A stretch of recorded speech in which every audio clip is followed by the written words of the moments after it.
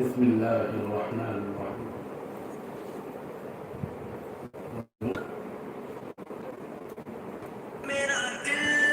سبحان ربك رب العزة عما يصفون، سلام على المرسلين، والحمد لله رب العالمين. اللهم صل على سيدنا محمد وعلى آل سيدنا محمد وبارك وسلم. اللهم صل على سيدنا محمد وعلى آل سيدنا محمد وبارك وسلم. اللهم صل على سيدنا محمد وعلى آل سيدنا محمد وبارك وسلم. بہت محبت اور بہت عزت اور قدر کے لائق میرے بھائیوں، بہنوں اور نوجوان بچوں اور بچی،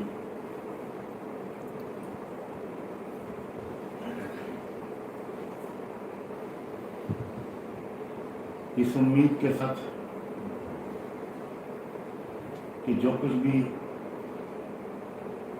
اللہ کا یہ بندہ آج آپ سے کہے گا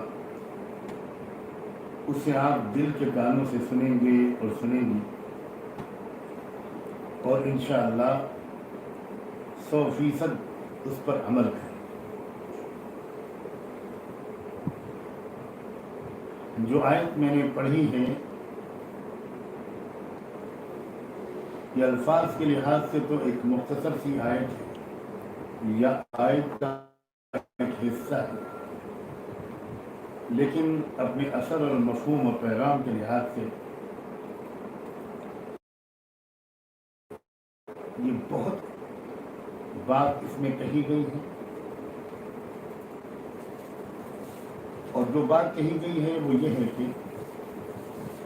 کہ ایمان والے مرد اور ایمان والے عورتیں، ان کی ایک بات تو یہ ہے کہ یہ سب ایمان کے رشتے سے ایک دوسرے کے مددگار، ایک دوسرے کے وفادار، ایک دوسرے کے خیر خواہ اور ایک دوسرے کے جگری دوست ہیں، مرد بھی عورتیں.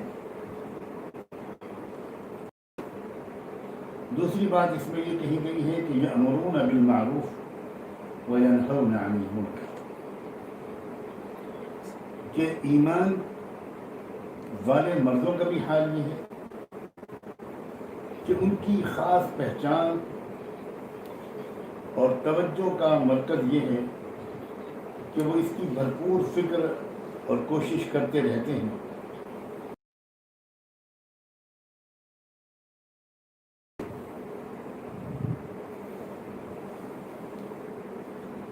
دو باتیں ہیں. ایک تو آپس میں ایمان کے رشتے سے ایک دوسرے سے شدید محبت اور خیرخواہی، بعضهم اولیاء بعض. اب آپ ذرا غور کرو، ایک عورت کا اپنے رشتہ داروں کے ساتھ جو برتاؤ ہوتا ہے اس میں ایمان کا رشتہ تو اکثر یاد ہی نہیں رہتا. نند کو یہ یاد رہتا ہے کہ میں نند ہوں، بھاوت کو یہ رشتہ یاد رہتا ہے کہ میں بھاوت ہوں، بہو کو یہ رشتہ یاد رہتا ہے کہ میں بہو ہوں، ساس کو یہ رشتہ یاد رہتا ہے کہ میں ساس ہوں، خالہ کو چچی کو یہ رشتہ یاد رہتا ہے کہ میں خالہ اور چچی ہوں، مامی کو یہ رشتہ یاد رہتا ہے کہ میں مامی ہوں، اور بھتیجی اور بھانجی کو یہ یاد رہتا ہے کہ میں بھتیجی ہوں اور بھانجی ہوں. ایمان والا رشتہ اکثر یاد نہیں رہتا، اور یہیں سے ساری خرابیاں پیدا ہوتی ہیں. اگر بہو کو یہ یاد رہے کہ میں بہو ہوں اور ایمان والی بہو، تو کبھی بھی وہ بہو اور ساس میں جھگڑا نہ پیدا ہونے دے، کیونکہ ایمان جہاں یاد آیا وہاں موڈ بدل جاتا ہے، غصہ ختم، نفرت ختم، جھگڑا کمزور، اور محبت کا رشتہ طاقتور، محبت کا جذبہ طاقتور. اولیاء بعض، میں عربی کے لفظ ولی کا تشریح اگر کرنا چاہوں تو آدھا گھنٹہ بھی کافی نہیں. عجیب لفظ ہے، اس میں دوستی بھی ہے، اس میں خیر خواہی بھی ہے، اس میں مددگار اور حامی ہونا بھی ہے، اور اس میں شدید محبت بھی ہے. یہی مردوں کا حال ہے. مرد بھی جو اپنے رشتہ دار ہوتے ہیں یا کوئی بھی ہو، اس کے ساتھ ان کو ایمان کا رشتہ یاد ہے. اکثر ایک کاروبار کرنے والے، دکان چلانے والے، ایک پلاٹ بیچنے والا، ایک زمین کا کاروبار کرنے والا، اس کو بھی یاد نہیں رہتا کہ میں ایمان والوں کے ساتھ ڈیل کروں. میں ایمان والا ہوں، مجھے اس شخص کو دھوکہ نہیں دینا، مجھے اس شخص کو گھٹیا مال بڑھیا کہہ کر نہیں بیچنا.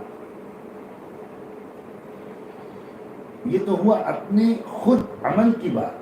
اس کو آپ ذرا سا دائرے کو پھیلائیے. میں اگر سب چیزوں کو خود ذکر کروں گا تو بہت وقت لگ جائے.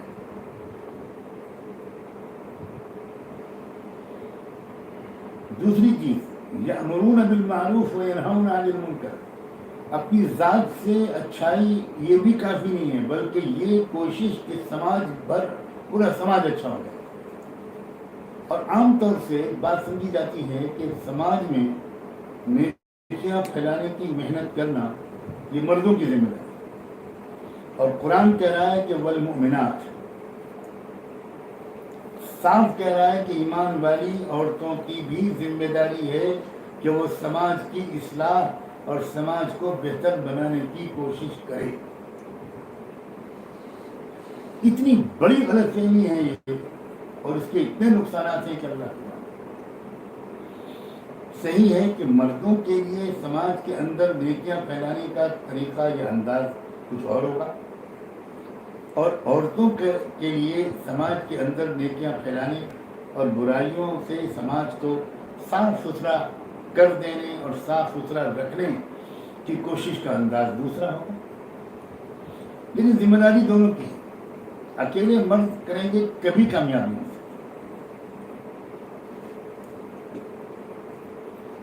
اتنی خوشی ہوئی ہے مجھے یہ بات سن کر کہ یہاں کے بعض جمع عمر اور جمع ہمت علماء کی ذریعے سے کئی ہزار، غالباً 6,000 گھروں میں اسپیکر کے ذریعے سے باقاعدہ دین کی باتیں پہنچ رہی ہیں. اللہ کرے کہ آپ لوگ اس کی قدر کریں. اور ایک تازہ دم ٹیم ہر گھر سے تیار.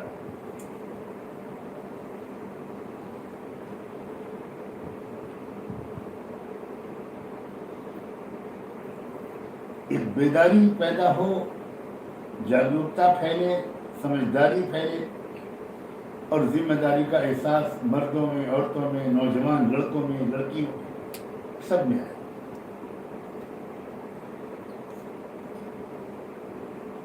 گھروں میں جو جھگڑے ہوتے ہیں وہ اسی لیے ہوتے ہیں کہ ایمان والی جو پہچان ہے وہ معاملہ کرتے وقت ذہن سے نکل جاتی. اتنی مضبوط تربیت نہیں ہوتی کہ وقت پر یاد آ جائے. جب تک وقت پر سبق یاد نہیں آئے گا تب تک سبق پڑھنے اور پڑھانے کا کوئی فائدہ نہیں. وقت پر یاد آنا چاہیے، وقت پر یاد آنا چاہیے. ہمارے گھروں کا ماحول، اگر گھروں کا ماحول سدھر جائے اور محبت اور پیار پھیل جائے پورے خاندان میں، خاندانی جھگڑے ختم ہو جائیں، تو میں تو یہاں تک کہہ سکتا ہوں کہ صرف عورتوں کے اخلاق کے بہتر ہو جانے سے اسلام پھیلنے لگے گا.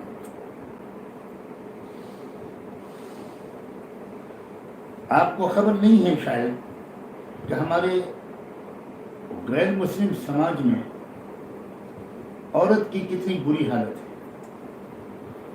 بہو کے ساتھ کیا سلوک ہوتا ہے. آپ کو بالکل خبر شاید نہ ہو کہ آپ کو ہر لڑکی کو، ہر بیٹی کو، ہر بہو کو، ہر عورت کو جو عزت آج کے اس مسلم سماج میں بھی حاصل ہے، جو مسلم سماج کافی بگڑا ہوا سماج، اس عزت کا کوئی تصور نان مسلم گھرانوں میں عورتیں، بیٹیاں اور بہویں نہیں کر سکتی. صرف یہی بات کہ مسلم سماج میں لڑکے والے لڑکی کو تلاش کرتے ہیں، لڑکی والے لڑکے کو تلاش نہیں کرتے. یہ کیونکہ ہمارے گھر کی مرغی ہے تو ہم کو پتہ ہی نہیں کہ یہ کتنی بڑی بات ہے. بھارت کے ہندو سماج میں کوئی تصور نہیں ہے اس کا. یہ لڑکے کی عزت کے خلاف سمجھا جاتا ہے کہ لڑکے والے لڑکی کو تلاش کریں. بہت بری بات ہے. لڑکی والے لڑکے والوں کو تلاش کرتے ہیں اور بلاتے ہیں، وہ ان کی خاطر تواضع پر پیسہ خرچ کرتے ہیں، اور لڑکے والے کھا پی کر، دیکھ کر، جا کر ناپسند کر دیتے ہیں. پھر لڑکی والے دوسرے لڑکے کو تلاش کرنا شروع کرتے ہیں. 7 دفعہ، کوئی 10 دفعہ، کوئی 15 بار وہ لڑکے والوں کے یہاں ذلیل ہوتے ہیں اور بہت شرمندگی اور رسوائی برداشت کرتے ہیں، بہت خرچہ کرتے ہیں، تب جا کر لڑکے والوں کی طرف سے کوئی لڑکی پسند کی جاتی. ایک پیسہ بھی لڑکے والوں کا خرچ نہیں ہوتا. اس پوری کوششوں میں سب پیسہ لڑکی والوں کا. اور اس کے بعد پھر جو تلک اور رسمیں اور کیا شادی تک اور شادی کے بعد تک لڑکی والے عذاب میں مبتلا ہے. آپ سوچیے اسلام نے کیا عزت دی. کوئی غیر معمولی قسم کی بات ہو تو الگ بات ہے، ورنہ اسلام میں جو حکم ہے وہ یہ ہے کہ لڑکی والے لڑکے کو تلاش نہیں کریں گے، لڑکی والے لڑکے والوں کے یہاں پیغام نہیں بھیجیں گے، لڑکے والے تلاش کریں.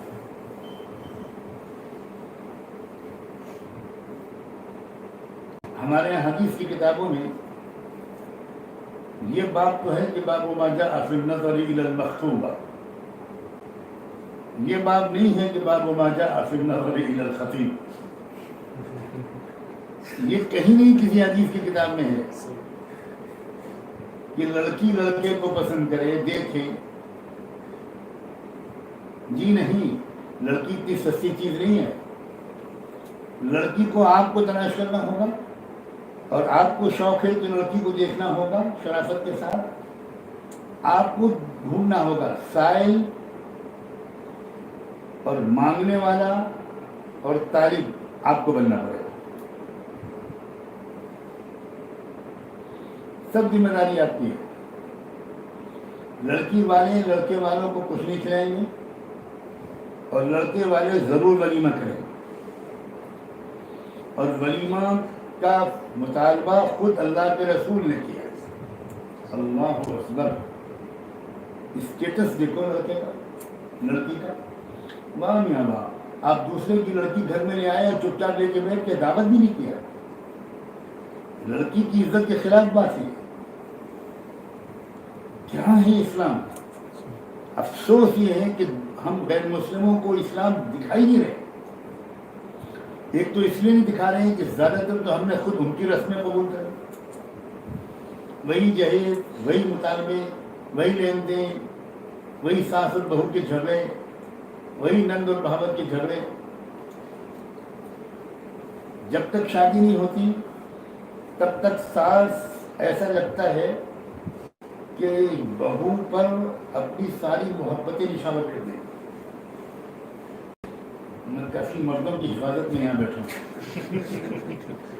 میں شروع میں سوچ رہا تھا یہ کہوں کہ اتنے لوگ یہاں نہ بیٹھو، بعد میں خیال آیا کہ میں اتنا خطرناک مضمون بولنے والا ہوں کہ مجھے سیکورٹی کی ضرورت ہے.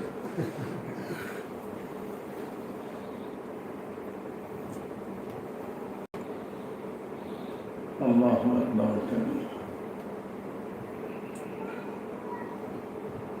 ایک صحابی نے شادی کی، نکاح کیا، اللہ کے رسول کو بلایا تک نہیں. اتنی آسان چیز ہے شاید. دنیا میں کسی کو کسی بزرگ سے اتنی عقیدت ہو سکتی ہے جتنی صحابہ کو اللہ کے رسول سے. اور حضور کے آنے سے برکت اتنی ہوتی، مگر صحابہ یہ سب فضول باتیں نہیں کرتے تھے. صحابہ جانتے تھے کہ برکت حضور کی منشا کو پر عمل کرنے سے آتی. تو حضور کو دلا نہیں تھی صحابی، اور صحابی بھی کوئی معمولی نہیں. وہ تو حضور نے صبح کو ذرا کچھ خوشبو، کچھ رنگ دیکھا تو پوچھا کہ کیا قصہ ہے بھائی. تو ان صحابی نے کہا کہ اللہ کے رسول میں نے کل شادی کی. حضور نے کوئی شکایت نہیں کی. مجھے تم نے بلایا نہیں. اس وقت تو مصیبت ہے کہ جب شادی طے ہوتی ہے تو فہرست لکھنے میں روح کانپتی ہے، کوئی چھوٹ نہ جائے. یہاں تک کہ دادا جو انتقال کر گئے 3 سال پہلے، ان کو بھی قبر پر جا کر دعوت دینا ہے. اگر وہ ناراض ہو گئے نا درمیان والے کی، دادا کو بولے کیا واحد بات ہے، کیا کیا کیا کیا کیا مکان و جاریانہ بات. جو مجھے نہیں بلاتا میں اس کو زیادہ دعا دیتا. ابھی سے کہہ دیتا کہ یہ سمجھدار ہے. حضرت آپ کے آنے سے برکت آ جائے، حضور کے آنے سے برکت نہ. یہ واحد باتیں. یہ پنڈت جی آشیرواد دیں گے تب کلیان ہوگا، یہ ان لوگوں کی سوچ ہے. مسلمان کی سوچ یہ نہیں ہے کہ حضرت کے آشیرواد دینے سے کچھ ہوگا. مسلمان کی سوچ یہ ہے کہ اللہ کا حکم اور رسول کی سنت پر عمل کرنے سے برکتوں کی بارش ہو جائے، اور 1000 اولیاء اللہ جمع ہو جائے اور شریعت و سنت پر عمل نہ ہو، ہرگز برکت نہیں ہے.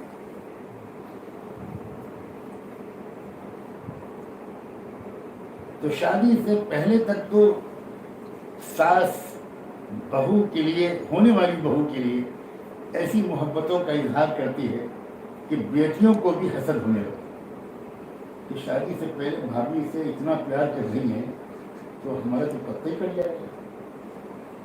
اور شادی کے صرف 8-10 دن کے بعد پھر جو لڑائی شروع ہوتی ہے وہ مہابھارت تک پہنچ کے رہتی ہے. اور وہ کیوں ہوتی ہے؟ اس لیے کہ نہ تو المؤمنون والمؤمنات کی حقیقت حاصل ہے، نہ بعضهم اولیاء بعض کی حقیقت حاصل ہے. ساس سمجھنے لگتی ہے کہ اب تو میرا تختہ پلٹ، اب میرے ہاتھ سے گھر کی حکومت گئی، اب یہ بہو آ گئی تو اب یہ پاور اسٹرگل شروع ہو گیا، ستا کی لڑائی. اب یہ ساس اور بہو میں ستا کی لڑائی ہے. اب ساس کو سالن میں نمک تیز لگتا ہے، چاہے وہ پھیکا سالن. ساس کو چائے خراب لگتی ہے. ہر چیز میں لڑائی شروع، جھگڑا شروع. کیا بکواس ہے. گھروں کا ماحول خراب، بچوں کے اخلاق خراب. کیوں؟ اس لیے کہ المؤمنات نے اپنے کو المؤمنات نہیں بنایا، المؤمنون نے اپنے کو المؤمنون نہیں بنایا. بعضهم اولیاء بعض کا رشتہ مضبوط نہیں ہے.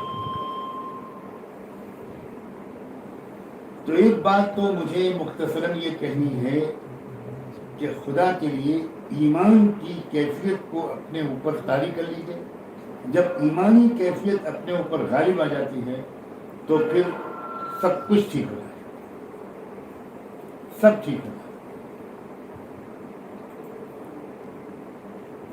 دوسری بات یہ کہ پورے سماج کو سدھارنے کی فکر کیجیے، مرد بھی عورتیں بھی.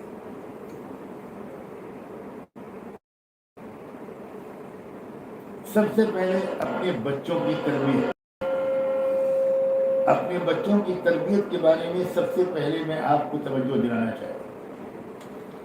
اس وقت کی جو زندگی ہے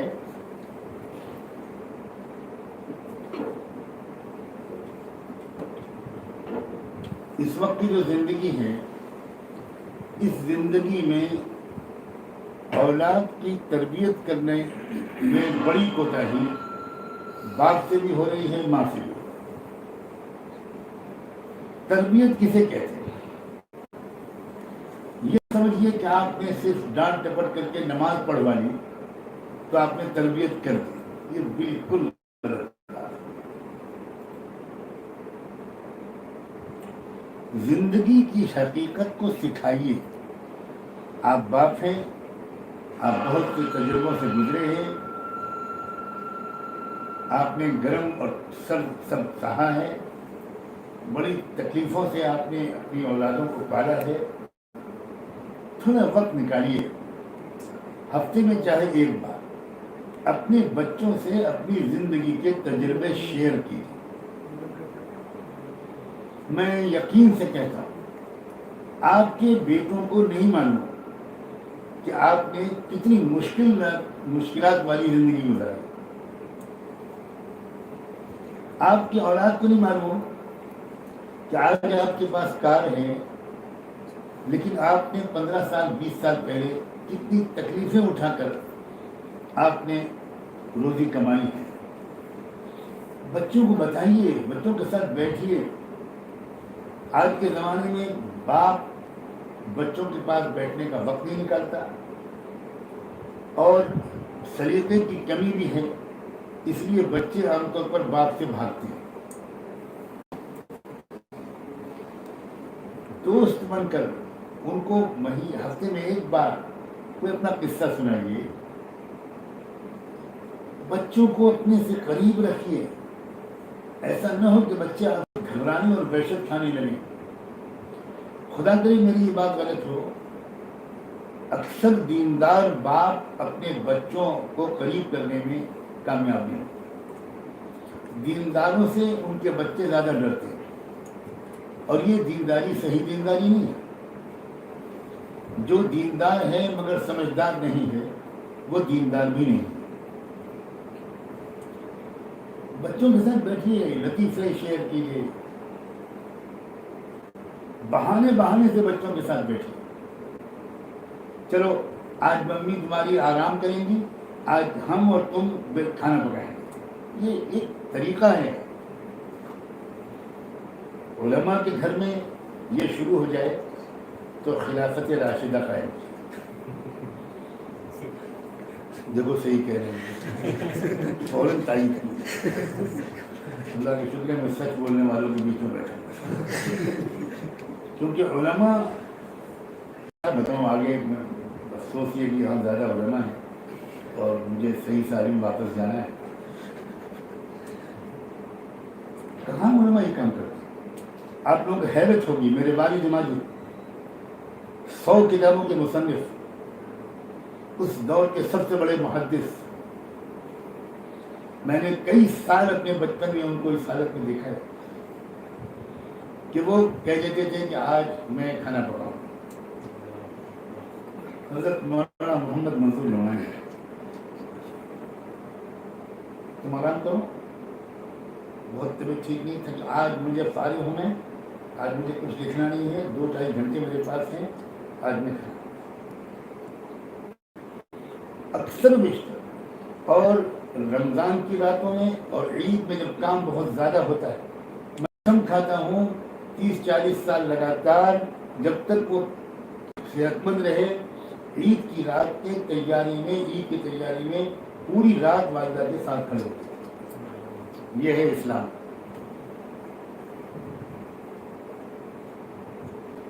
میرے گھر کے چھوٹے سے صحن کی نالی میں جھاڑو دیتے ہوئے، نالی صاف کرتے ہوئے میں نے 50 مرتبہ اپنے والد صاحب کو دیکھا۔ یہ اسلام۔ جب یہ مزاج ہوتا ہے تو بے پناہ محبت ہوتی ہے۔ شوہر کہتا ہے تم آرام کرو، وہ کہتی ہے میری کمال ہے، میں کہوں یہ کام میرا ہے۔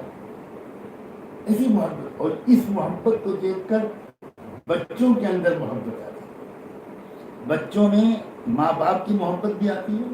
اور پھر جانتے ہیں آپ کیا ہوتا ہے، پھر بھاگ کر آتے ہیں بچے کچن میں، ابو امی آپ دونوں جائیے آرام کریں، ہم لوگ کریں۔ ایسا پیار بھرا ماحول. یہ ہے مسلم گھرانہ.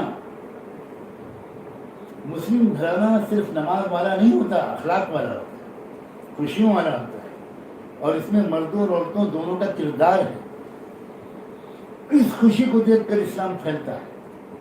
لوگ حیرت کرتے ہیں کہ کمال ہے، آپ لوگ اتنے غریب لوگ ہیں، جھوپڑی میں رہتے ہیں، مگر ہر وقت ہنستے کھیلتے ہیں، آپس میں محبتیں ہیں، خوشیاں ہیں. یہ ہے بعضهم اولیاء بعض. یہ جو میں بعضهم اولیاء بعض کی تشریح کر رہا ہوں، یہ گھر کے اندر کر رہا ہوں. یہ اس کا دائرہ تو بہت وسیع ہے، لیکن میں باہر کی نیکی اس لیے بیان نہیں کر رہا کہ باہر کی نیکی میں ریاکاری آسانی سے شامل ہوتی ہے. گھر میں نیکی میں کوئی ریاکاری نہیں ہوتی. اصلی نیکی گھر میں ہونی چاہیے. اللہ کے رسول نے فرمایا خیارکم لأہلی. تم میں سب سے اچھے وہ لوگ ہیں جو اپنی بیویوں کے ساتھ سب سے اچھا سلوک کرتے ہیں.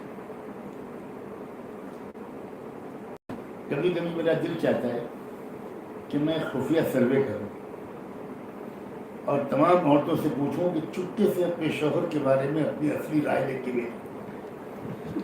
اور میں وعدہ کرتا ہوں کہ یہ لیک نہیں ہوگی، اس لیے کہ طلاق کا جو ڈر لگا رہے گا. بس سچ بولنا، جھوٹ نہ بولنا.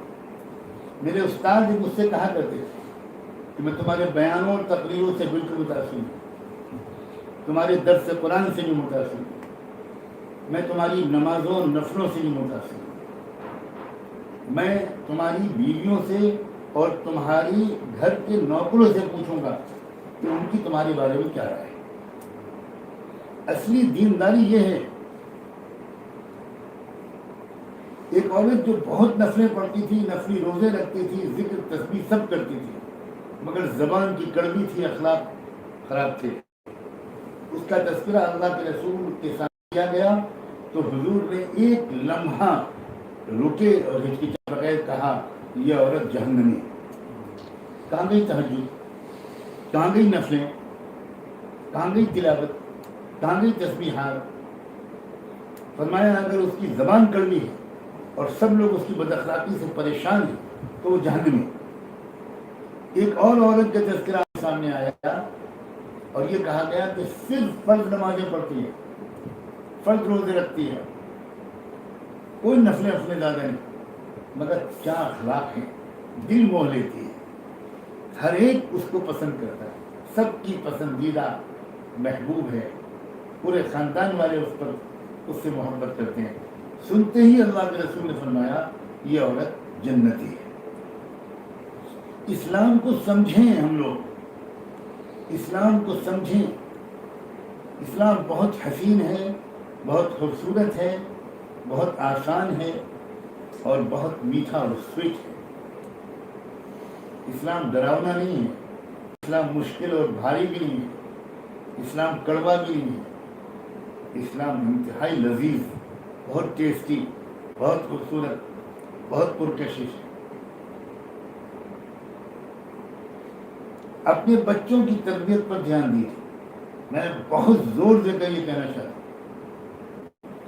آپ کوئی ٹائم ٹیبل فکس کیجیے. ہفتے میں ایک بار اپنے بچوں اور بچیوں کو لے کر بیٹھیے، کوئی لطیفہ سنائیے، کچھ ان کا انعامی مقابلہ رکھیے. آپ ایک دے دیجیے کہ ہفتے بھر میں تم تھوڑا سا یہ پڑھ لو بیٹا کتاب. ہفتے میں ایک مرتبہ گھر میں ایک ٹیسٹ ہوگا ہلکا پھلکا، پھر بہت بڑھیا سی دعوت ہوگی تمہاری. یہ طریقہ ہے بچوں کو مانوس کرنے اور ان کی تربیت کرنے کا. پھر جب بچوں کی عمر تھوڑا بڑی ہو جائے اور اب شادی ہونے لگے ان کی، تو اپنے بیٹوں کو باپ کی ذمہ داری ہے کہ شادی کے بعد کی زندگی کی جو ذمہ داریاں ہیں، جو مسائل ہیں، ان کو پہلے بچوں کے ذہن میں ڈال دیں. اور ماں کی ذمہ داری ہے کہ وہ بیٹے سمجھائے. ورنہ عام طور پر لڑکے اور لڑکی کے ذہن میں شادی کے بارے میں جو تصور ہوتا ہے، وہ لڑکا یہ سوچتا ہے کہ میں بنوں گا شاہجہاں، اور لڑکی سوچتی ہے میں بنوں گی ممتاز محل، اور دونوں کے بنائیں گے تاج محل.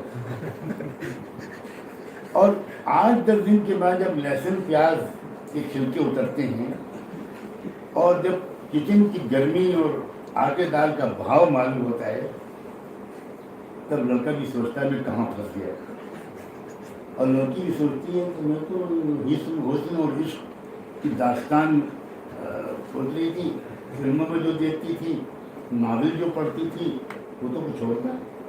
یہ کیا ہو گیا کہ صبح 5:30 بجے ساس کو چائے پلاؤ، رات میں سر میں تیل لگاؤ، گھر کا دروازہ بند کرو، لائٹ آف کرو، کیا مصیبت میں پھنس گئے۔ زندگی اسی کا نام ہے۔ اب نہ لڑکے کو بتایا گیا نہ لڑکی کو بتایا، اسی لیے ٹینشن شروع، کیونکہ وہ تو شادی میں جب داخل ہوا تھا تو آسمانوں کی پرواز کی نیت سے داخل ہوا، اسے پتہ ہی نہیں تھا کہ زندگی میں کیا ذمہ داریاں پڑنے والی، اور یہ کیوں نہیں پتا تھا؟ یہ تو باپ نے بتایا نہیں، ماں نے نہیں بتایا، بیٹی کو باپ نے نہیں بتایا، بیٹی ہاں مگر اس طرح نہ بتائیے گا کہ بیٹا شادی سے ہی انکار کرے، بتائیے اس طرح کہ اس کی ہمت بڑھے، اور اپنا نمونہ جب آپ پیش کریں گے تو اس سے زیادہ بہتر تو طریقہ تربیت کا کچھ نہیں۔ یأمرون بالمعروف وینہون عن المنکر، ہم لوگ جو تشریح کرتے ہیں یأمرون بالمعروف اور ینہون عن المنکر کی، ایسا لگتا ہے کہ یہ وہ آپ بیان کریں گے اور معاشرے کے اندر مستورات کے تعلیم کرائیں گی، مستورات میں یہ ہوگا وہ بیان کریں گی، اور مرد بھی سوچتا ہے کہ میں ماشاءاللہ شاندار بیان کروں گا۔ تربیت بیانوں سے نہیں ہوتی۔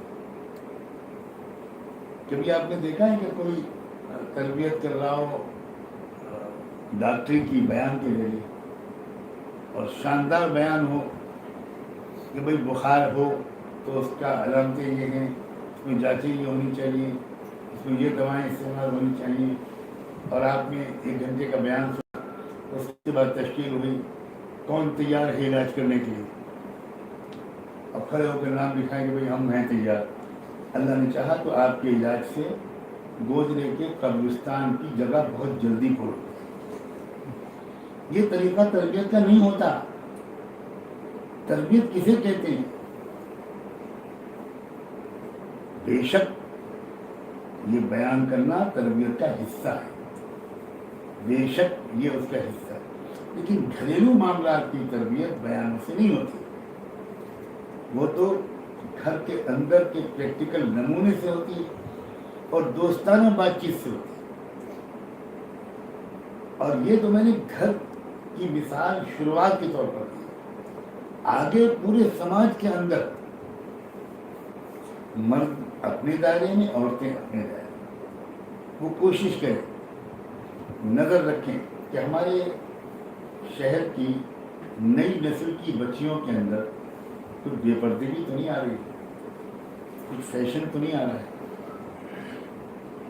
دیکھو بچیاں اپنی اس عمر میں بہت پختہ نہیں ہوتی، سب باتیں ان کی سمجھ میں نہیں آتی، اور بچے نوجوان لڑکے ان کی سمجھ میں نہیں پوری سب باتیں نہیں۔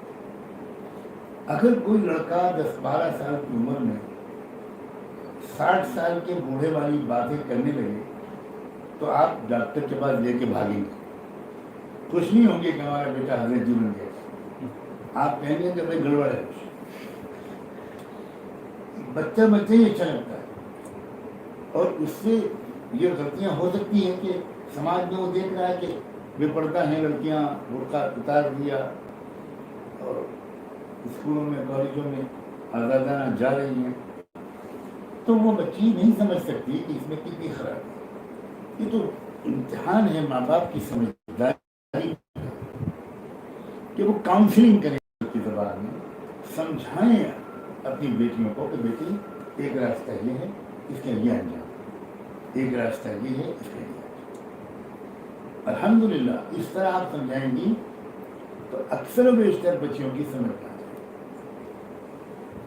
آپ اگر اسکول بھیجتے ہیں بچوں کو تو آپ کو بچوں کو یہ بھی سکھانا ہوگا کہ اسکول میں کیسے بچوں سے تم دوستی کرو، سلیکشن ٹھیک ہونا چاہیے. اب بچے کو نہیں خبر ہوتی، اس کو پہلے سے اگر ایجوکیٹ کر دیا جائے، بتا دیا جائے، تو اکثر بچے سمجھداری کا کام. آپ دیکھیں اس کی کاپی میں کیا لکھا ہے، آپ چیک کریں کہ وہ موبائل پر کیا دیکھ رہا ہے. وہ بیٹھا ہوا اپنے کمرے کے اندر بند انٹرنیٹ چالو کیے ہوئے ہیں اور آپ چیک نہیں کر رہے. میرے ایک استاد کہا کرتے تھے اپنے بیٹوں اور بیٹیوں کا کمرہ اگر الگ ہو تو اس کمرے کے دروازے کو اندر سے بند ہونے کا کوئی انتظام نہیں ہونا چاہیے، بالکل کوئی چھٹکنی نہیں ہونی چاہیے.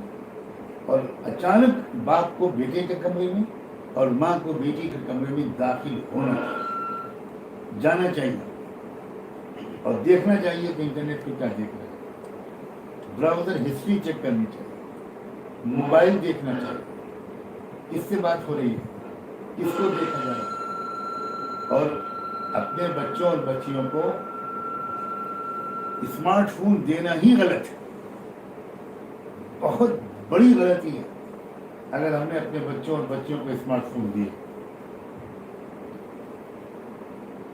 یہ وہ چیزیں ہیں کہ انشاءاللہ گھر گھر اچھے نیک لوگ پیدا ہوں، ایک بڑا اچھا سماج بنے گا.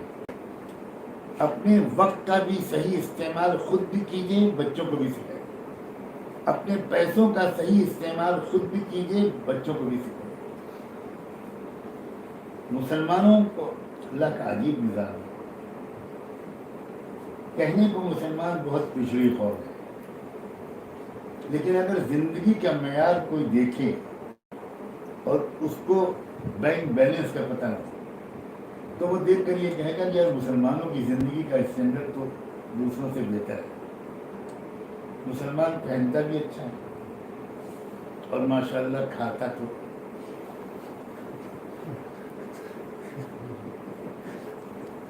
گودرے میں بیٹھ کر میں قصے زمین اور سر زمین کیا بتاؤں.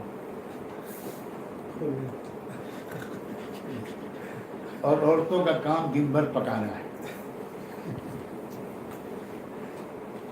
آج آپ لوگ خیر نہیں، اب دوبارہ آپ نے زیادہ پکوان کیا میں اپنا نمبر دے دوں گا اور میرے تھانے میں آپ کے گھر کی عورتیں FIR لکھا، یہ پکا دو، وہ پکا دو، یہ پکا دو، وہ پکا دو. اللہ کی پناہ. ارے بابا عورتوں کے بھی تو کچھ وقت ہونا چاہیے، کچھ کتابوں کا مطالعہ کریں. ہمارے گھر کی عورتیں، یہ عورتوں کا کتابوں سے دوری کتنی غلط ہے، ان کی سطح بلند ہو ہی نہیں پائے گی.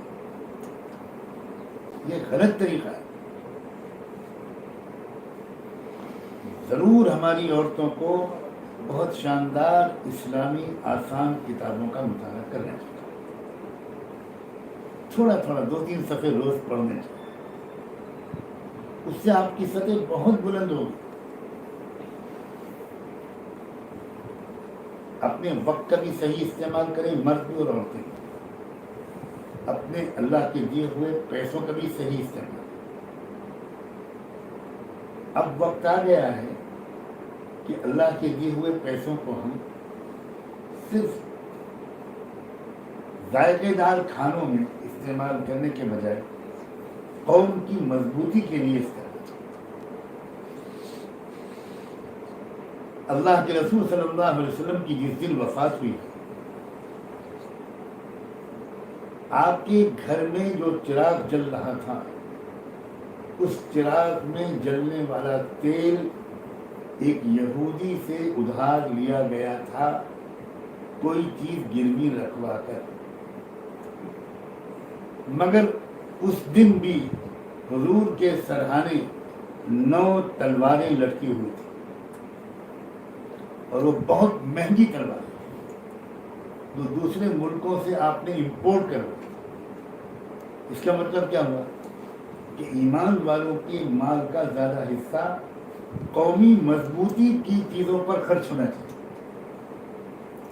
قوم جس سے مضبوط ہوتی ہے، یہ بات تو ہمارے ذہنوں میں ہے ہی نہیں.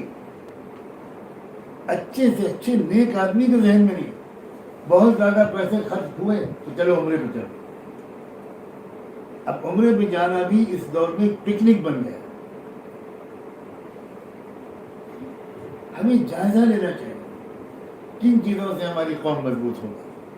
ہمارے بچوں کو شاندار تعلیم ملے, ایسی تعلیم ملے کہ وہ بہترین سائنسداں بھی بنے اور بہترین قرآن کے عالم بنے. ہماری بچیوں کو شاندار تعلیم ملے,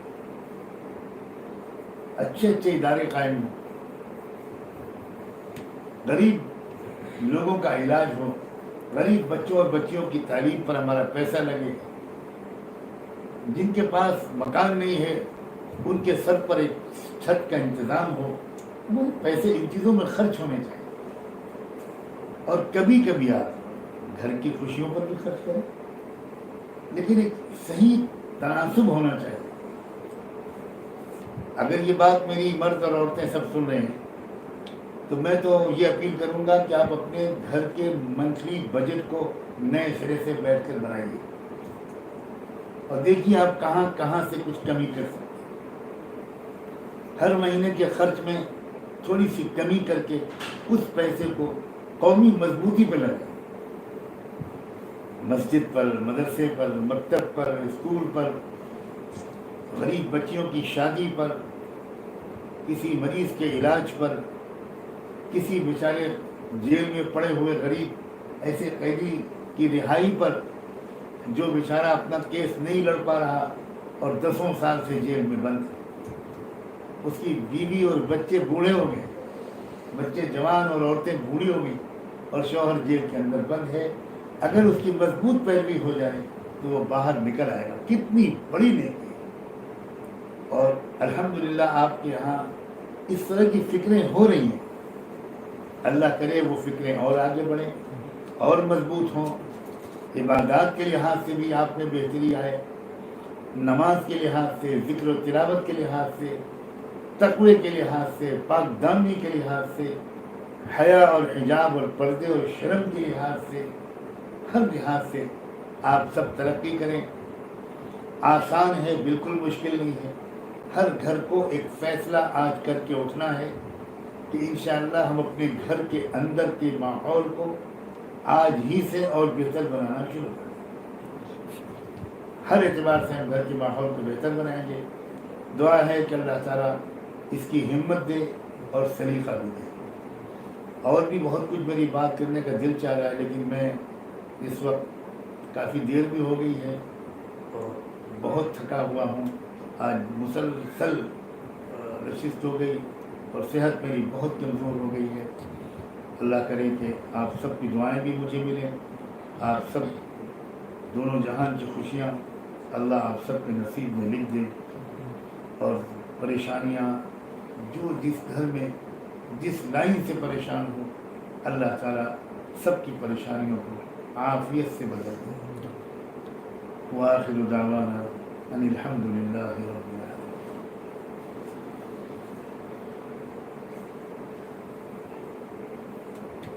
دعا کریں.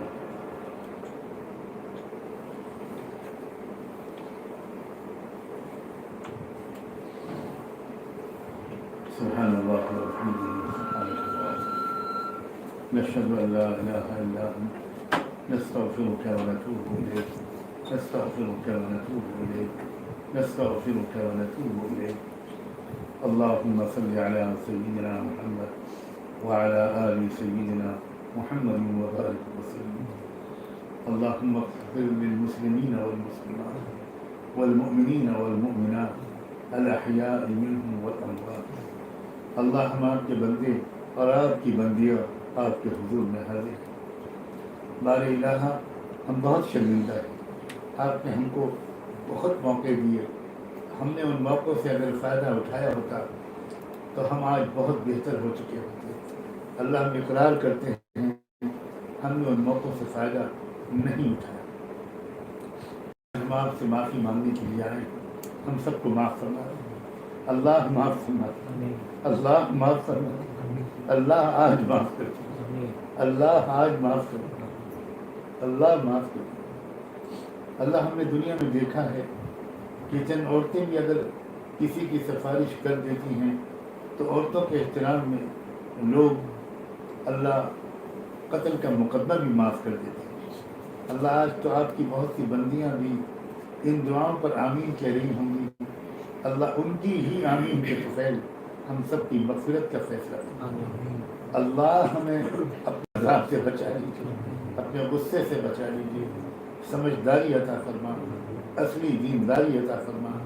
اے رب کریم، اے اللہ، جو آیت کا حصہ آج پڑھا گیا اس پر 100% عمل کی ہم میں سے ہر ایک کو توفیق عطا فرما۔ اے رب کریم، یہ جو خدمت کا طریقہ اس شہر کے بعض علماء نے شروع کیا، اللہ اس میں قبولیت ڈال دیجیے، اس میں برکت ڈال دیجیے، ہر گھر میں یہ آواز پہنچے اور صرف گھر میں نہ پہنچے، دل کے اندر جائے، زندگیوں میں رچ بس جائے۔ بار الہ ہماری دعاؤں کو قبول فرما لیجیے، مان جائیے اللہ، اللہ مان جائیے۔ ہم آپ کو آج منانے آئے، اللہ ہمیں اندازہ ہو رہا ہے کہ آپ ہم سے ناراض ہیں۔